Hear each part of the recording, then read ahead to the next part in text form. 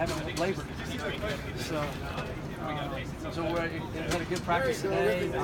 Really watched the film in detail with the guys. We gave them both Saturday and Sunday off because it's the last time we'll have a 2-day break until after after USC. Excuse me. They came in really focused today, and I thought it was good meetings. There's so many little things we can improve on from the game. It could have been big things for us. And there's things that we did in the game that if we don't correct now, the next team will exploit that we didn't get exploited on. So that's why you improve so much as a team from the first week to the second week, because you can show them all those things in real life bullets. They listen in practice, but they really listen when they see it in the game.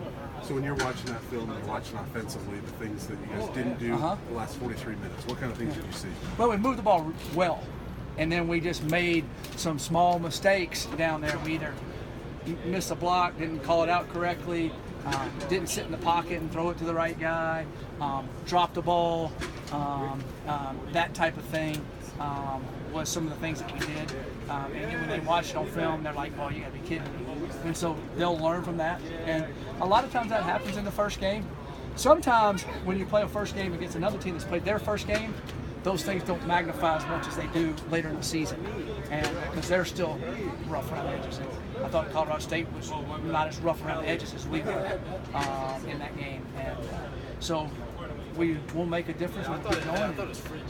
We'll play better in those situations and have more plays made, which will turn into more points. So you really saw that. You were worried about that advantage. Yes, you had the game ahead of time. You really saw that. Yeah, I felt like it happened, especially in some of the line stunts that happened to us the first time, and then the quarterback not seeing a couple things for the first time. Helps on that because they're just so concentrating on what we're doing instead of being able to. It's kind of like a horse that runs with blinders, and then after another, it kind of opens up every game, and then you can see better. If that makes sense. That's the way I view it. Is there any comfort knowing that you didn't get out physical? There was just some mistakes that were made. That they're mental mistakes. Yeah, we played really physical. They did too. I thought they played a good football game. I think one of the plays that kind of changed the momentum of the game is we got them 17-0. We're driving, we throw a ball out there, and we just don't catch it right, and it kind of bobbles off, and their DB made a phenomenal play and pulled it out and got it. We usually catch that ball right there. It's a first down. We're rolling again. We're on about the 50, and hopefully we can go in and score. So that was, to me, the kind of the momentum turning play. And then the rest of the game was we made plays, they made plays, and we just made a few more than they did to keep them out of the end zone. And that was the telltale sign. Early impressions of Texas State? Texas State, their quarterback that transferred from Mississippi State, where he played behind Dak Prescott for a while, and then Fitzgerald and him battled, and he won the job. He's a really big, good athlete. Can run the ball. He looks like an SEC quarterback, and he made some big plays from the other night. He scored twice, I think. He scored once, and then got it right down there close again. The other guy scored. So they'll run the quarterback a lot. He can make a lot of throws. He can sprint out. I was impressed with that. Defensively, they got some really good-looking linebackers that are really good players. So they'll be a force for us in the run on that situation. That it's a weird situation for them down there last week. The hurricane, of course, happened in Houston, and then Houston Baptist came and played them, which they were deciding if they should or not. Texas State has the right to say who's going to play because it's their home game. So Houston Baptist came down and played. So it was kind of a mixed emotion game, I imagine, for both sides. So I definitely think that we'll see. They beat Houston Baptist. Had a chance to beat them.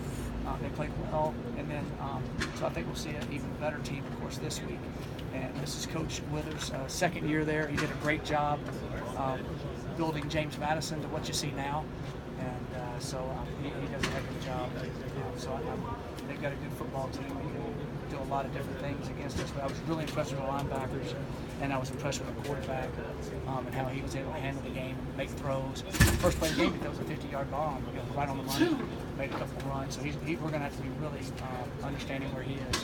What's the biggest way you think you guys can improve defensively? You got all afternoon. There's a lot of things we can do. You talking about defensively? Yeah, defensively, there's a lot of things we can do to get better.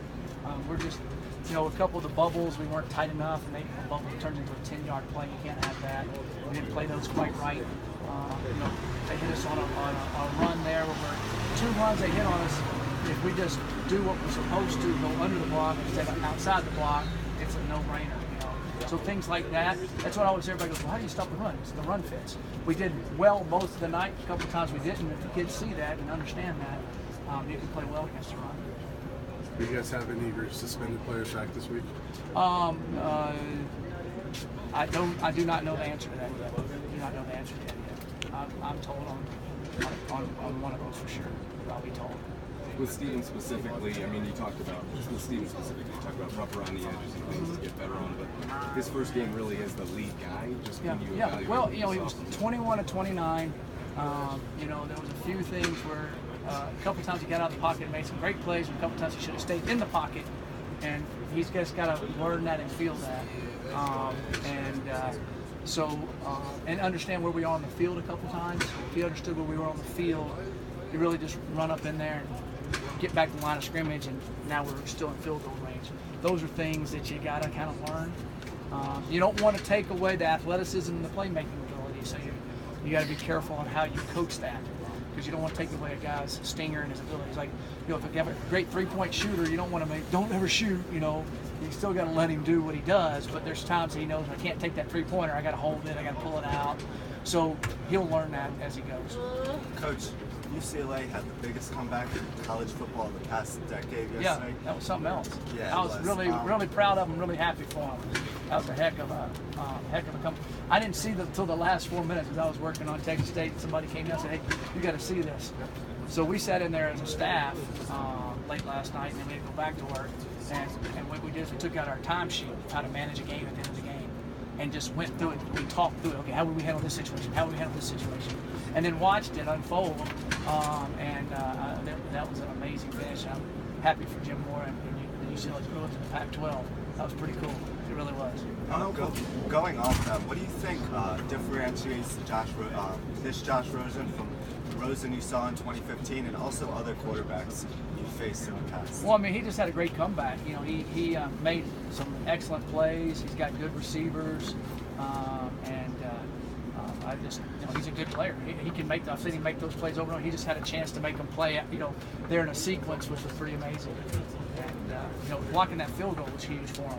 I mean, they don't block the field goal, they don't win the game. And that was to me the huge. You know, there's a lot of huge plays. If you can go back and Josh did an unbelievable job. I'm pretty sure tomorrow I'll show him. There was player after player after player after player, and then Texas A&M on the other side, there was player after player after player that could have made a play to change the game. So I thought it was just a phenomenal team effort. And he, of course, he was clutch. He made some great plays. Is Kavion injured? Kavion right now, we're trying to decide what we're going to do with Kavion. But he has been injured, so he hadn't practiced. He could have played this week. He got well. He was basically well. But we're trying to see how it works out with all the other receivers and see how healthy we stay, because he's the only guy we got that we could redshirt. And if he could, he would come back next year and be able to be an excellent. He's an excellent player for us now, but he would be a guy that he'd get more reps. But if we get somebody gone, you know, hurt for the season, then he would have to step in. So that's what we're trying to do. One last question, Coach. Hopefully everybody stays healthy and it works out good. I got a question. Yes, sir. Javier. How do you feel about Javier was playing Wildcat quarterback? Wildcat quarterback? Javier played Wildcat quarterback. Well, you got the number for it. That's about all I'll say. Thanks, guys.